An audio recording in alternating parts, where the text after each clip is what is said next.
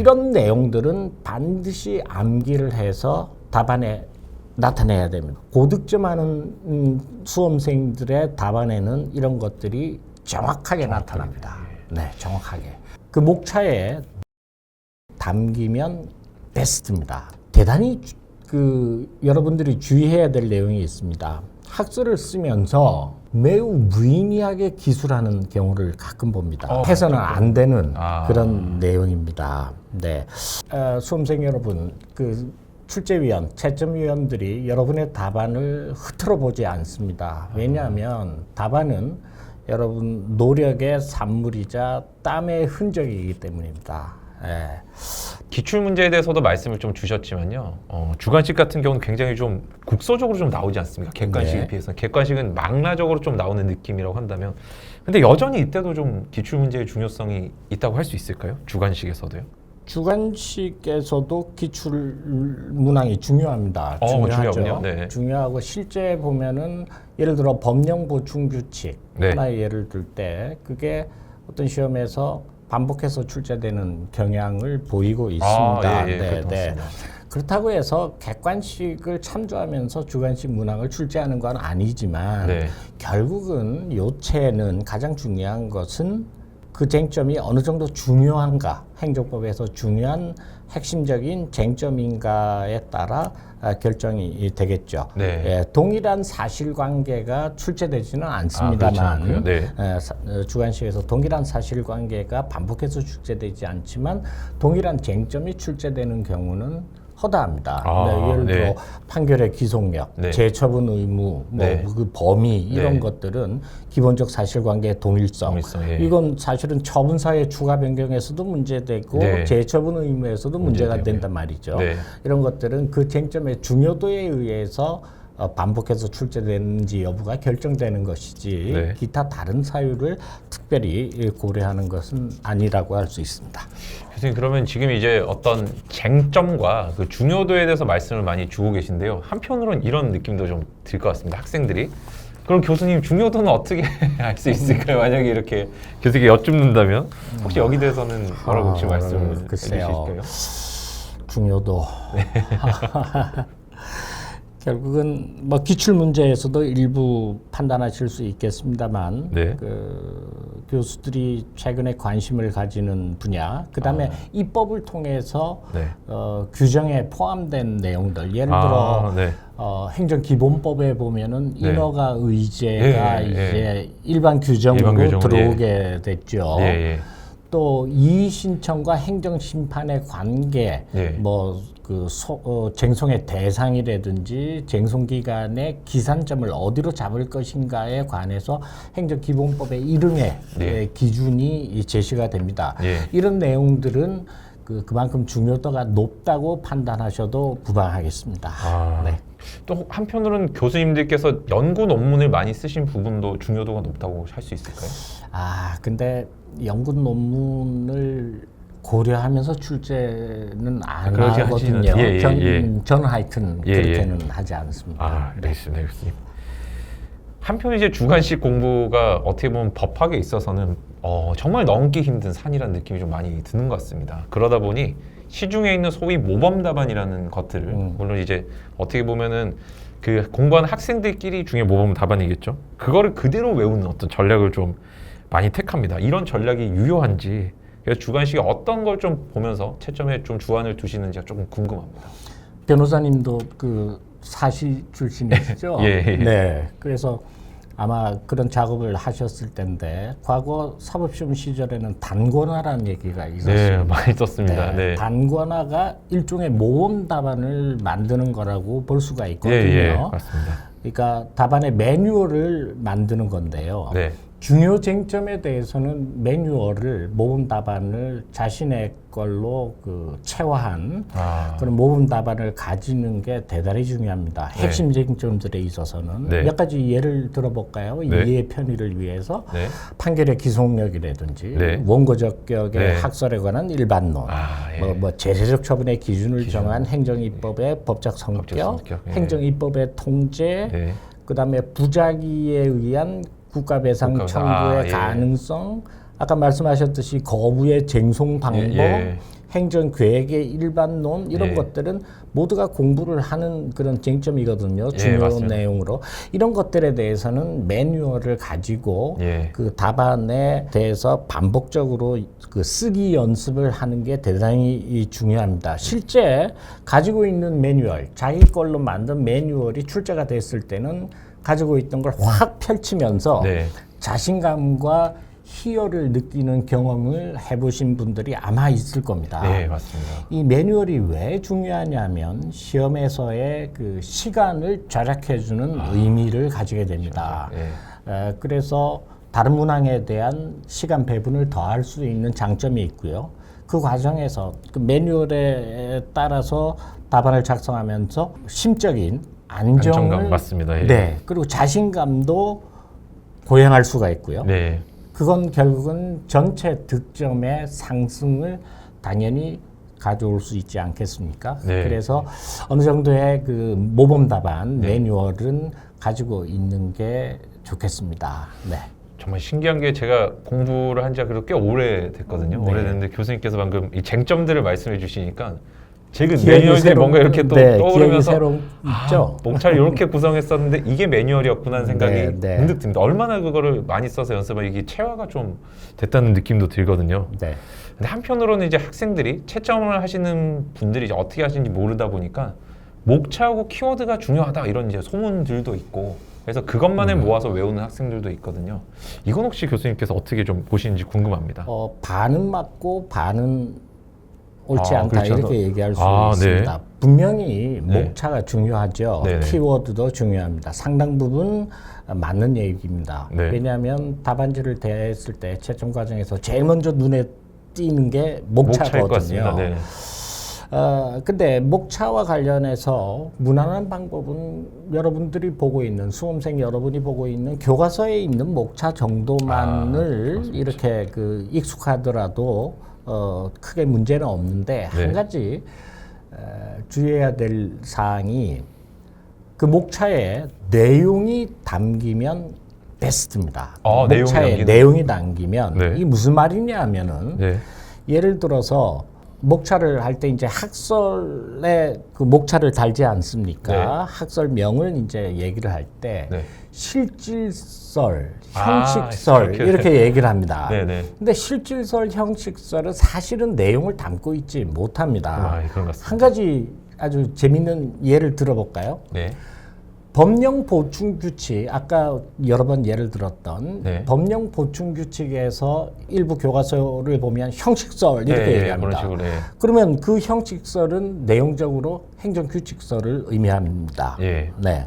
그런데 동일한 내용으로 제재적 처분의 기준을 정한 시행규칙의 법적 성격에도 형식설 네. 이렇게 그렇게 표현을 또. 합니다. 네. 근데 같은 형식설인데 네. 앞에서는 행정규칙설 규칙설. 내용적으로 네. 뒤에서는 법규명령설을 의미하지요. 네. 결국은 형식설, 실질설보다는 법규명령설, 법규명령설, 뭔가, 행정규칙설 이렇게 얘기하는 게 네. 그 목차의 내용이 나타나서 네. 채점자가 봤을 때 목차만 보더라도 이 친구는 상당한 공부가 돼 있구나. 그리고 이 목차 다음에 어떤 내용이 나오겠구나라는 것을 예측하고 있으면 네.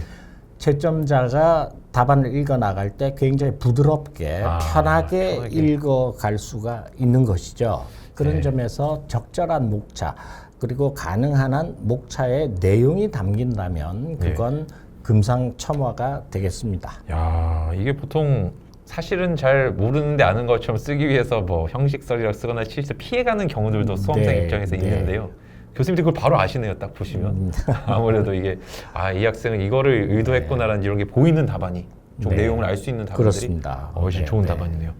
한편으로 저희가 이 수험가에서 돌고 있는 소문 중 여전히 위세를 좀 떨치고 있는 게 판례를 그대로 외우면 시험을 잘 치지 않느냐는 어떤 얘기들도 좀 있는 것 같습니다. 이게 너무 궁금합니다. 이게 네, 정말 맞는 네. 말인지.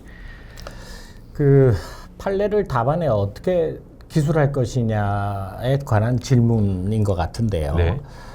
뭐 아시다시피 모든 판례 문구를 다 암기해서 기술하면 좋겠지만 이건 불가능할 뿐만 아니라 바람직하지 않을 수도 또 네. 필요 없는 네. 도로에 해당할 수도 있습니다. 네. 같은 맥락에서 판결 번호를 적는다든지 판결 번호를 네네 그런 학생들이 가끔 있나요? 그런 답안이 있습니다. 그러면 굉장히 경이로운데요. 너무 놀라운데. 네, 근데 그 글쎄요, 불효한 작업입니다. 그리고 어떤 사건의 판례의 제목을 또 적는 경우가 있는데요. 네. 반드시 그래야 할 이유는 없습니다. 반드시 그래야 할 이유는 네. 없는데 한 가지 중요한 것은 키워드에 해당할 수도 있는데 네. 판례에서 반복적으로 사용하는 문구가 있습니다. 공부를 하다 네. 보면. 네. 근데 이건 반드시 답안에 나타나도록 해야 합니다. 네. 한 가지 예를 들지요. 네. 복효적 행정행위에서 네. 삼면적 법률관계에서 제3자의 원고적격을 얘기할 때 네. 사익보호성을 이제 사익보호성에 얘기를 대해서. 하는데요. 네. 공익뿐만 아니라 네. 제3자의 이익도 보호하려는 취지로 해석이 될 때 그자의 원고적격이 인정이 된다. 이렇게 되는데 네. 그러면 사익보호성이 인정이 되는 논증을 어떻게 할 것이냐라는 겁니다. 네. 그러니까 사익보호성이 인정되기 때문에 원고적격이 긍정된다. 이건 논거를 이렇게 제시한 게 아닙니다. 순환적이네요. 예. 네, 순환적인 거죠. 예. 그런데 재밌는 게 판례가 이를테면 경업자 소송에서 반복적으로 표현을 하고 있습니다. 쓰는 말이 있죠. 네, 예컨대 뭐 여객자동차 운송사업 면허에서 사익보호성이 인정되는 걸 어떻게 얘기를 하냐면 여객자동차 운송산업의 발전 이게 이제 공익에 네. 해당되는 거거든요. 네. 공익뿐만 아니라 지나친 경쟁을 방지해서 해당 업자들의 경영 합리화를 도모하려는 취지도 인정이 된다. 예. 이렇게 표현합니다. 네. 또 경업자 소송이 그렇다면 경원자 원자 소송에서는 수인이 경쟁 관계에 있을 때 일방에 대한 불허가가 타방에 대한 허가 등으로 귀결될 수밖에 없다. 네. 이런 표현들은 다수의 판례에서 반복하고 반복적으로, 있습니다. 예. 또 하나 예를 들어볼까요? 기본적 사실관계의 동일성이 뭐냐라는 네. 겁니다. 그 점도 판례가 얘기를 합니다. 네. 처분 사유에 대한 법률적 평가 이전에 그 기초가 되는 사회적 사실관계가 기본적인 면에 있어서 동일한지 여부 맞습니다. 이런 표현을 네. 쓰고요. 그다음에 조리에 의한 자기 의무, 부작위에 조리에 국가 자기 배상 책임할 때도 네. 국가가 초법규적 일차적으로 그 위험 배제에 나서지 않으면 국민의 생명 신체에 뭐 이런 네, 표현. 맞아요. 네네네. 딱 갑자기 떠오르는. 이런 표현들은 그 해당 결론을 이끌어내는 논증을 표현하는 대단히 중요한 판례상 나타나는 키 센텐스입니다. 예. 이런 내용들은 반드시 암기를 해서 답안에 나타내야 됩니다. 네. 이건 곧 그 수험생의 성실도를 나타내주는 대단히 중요한 키워드가 되겠습니다. 네. 그리고 고득점하는 수험생들의 답안에는 이런 것들이 정확하게 나타납니다. 네, 정확하게. 그러니까 모든 판례 문구를 그 답안에 써야 된다는 것은 뭐 어불성설인데 예. 지금 말씀드린 이런 내용들 그러면 어떤 걸 표현을 해야 되나요? 어떤 판례 문구가 중요하나요? 조금만 공부하면 여러분들이 자연스럽게 아실 수가 있을 겁니다. 네. 그리고 또 교수님께서 아까 말씀을 주셨던 뭐 소위 수업용 교과서라든지 일반 대부분의 책에서들이 그 표현들은 그대로 다 옮겨서 본문에다 넣어놓고 있지 않습니까? 네, 그렇습니다. 네. 그래서 저도 사실 교수님 말씀하는데 신나서 갑자기 제가 말씀하신 그때 외웠던 것들이 떠오르면서 다행히 그때 제가 이런 부분을 그래도 지켰기 때문에 합격이라는 결과를 받았다는 생각이 조금 들었었습니다. 네. 저희가 이제 판례상 결론 부분에 해당하는 그 설실도 있지 않습니까? 예를 들어가지고 뭐 어떤 경원자 소송에 대해서 내가 어떤 추상론을 법리적인 부분을 잘 썼는데요. 갑자기 어떤 뭐 미용실은 뭐 인가라고 한다든지 이런 식으로 만약 결론을 틀려버리면 이런 건 좀 치명적인지 좀 궁금합니다. 뭐 선택형에서는 다툼이 있는 경우에 판례의 위함이기 때문에 네. 판례의 입장을 잘못 이해하고 있으면 그럼 그건 바로 치명적이죠. 틀려버리죠. 네. 주관식도 판례의 결론 부분은 정확하게 아는 게 중요합니다. 네. 중요한데 또 판례에 따라서는 이렇게 반대되는 판례가 나오는 경우도 있거든요. 네. 그랬을 때 그 다수의 판례 혹은 최근 판례가 취하는 게 이제 판례 입장이 될 텐데 네. 과거 판례를 들어서 그게 맞다라고 주장할 수도 없지는 않겠지만 네. 없지는 않겠지만 그런 것은 가능하면 최근 판례의 입장을 따르는 게 당연히 중요하겠죠. 조금 정확하게 써야 돼요. 네. 저는 항상 시험에 혹시 담배 사업이 나올까 봐 항상 무서웠습니다. 이거는 네. 도대체 제가 볼 때 특허인지 허가인지 담배 소매인 담배 지정처분. 소매, 지정처분. 네, 그래서 네. 제가 그래서 항상 그거는 뭐라고 쓸까라는 고민을 하면서 공부를 했던 기억이 좀 네. 나는 것 같습니다. 한편으로 요새 학생들이 판례에 거의 올인한다고 해도 과언이 아닐 정도의 공부 방법을 좀 많이 쓰는데요. 이 주관식에서 학설 이걸 꼭 써야 되는 건지 네. 어느 정도 중요성이 있는지도 조금 분량 같은 것들도 좀 궁금합니다. 아마 수험생들이 가장 궁금해하는 사항일 거고요. 맞습니다. 저도 교수님. 대학에서 로스쿨에서 많이 질문을 받는데요. 네. 학설은 수험생의 성실도를 가름할 수 있는 중요 척도이기 때문에 상당 부분 의미가 있는 내용입니다. 네. 근데 몇 가지 팁을 드리지요. 네. 학설이라고 해서 모든 게 다 유의미하지는 않습니다. 네네. 네. 판례 입장을 학설처럼 얘기하는 것도 있지요. 예를 들어 아까 선택적 청구, 가해 공무원에 대한 선택적 청구에서 판례 입장을 우리가 절충설이라고 절충설. 얘기를 하는데요. 네. 원래 절충설이 존재하고 그 절충설을 따라서 판례가 나온 게 아니라 네네네.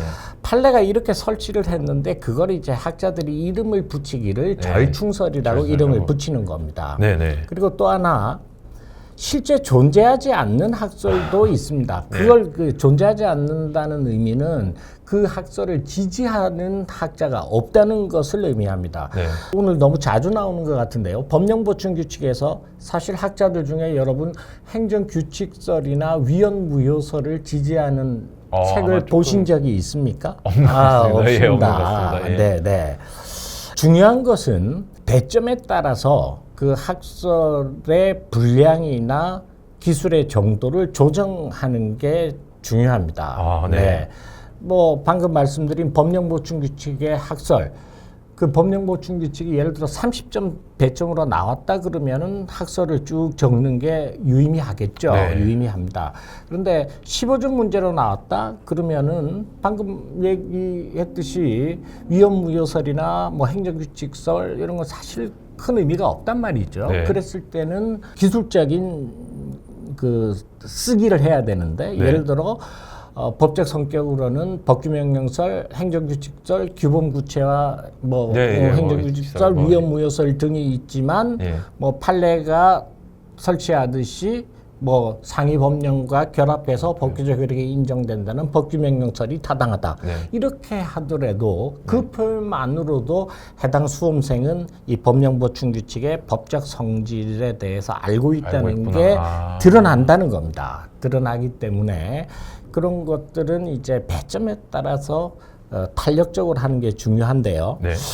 대단히 여러분들이 주의해야 될 내용이 있습니다. 학설을 쓰면서 매우 무의미하게 기술하는 경우를 가끔 봅니다. 무의미한 기술. 네, 예를 들어 목차를 답니다. 법규명령설.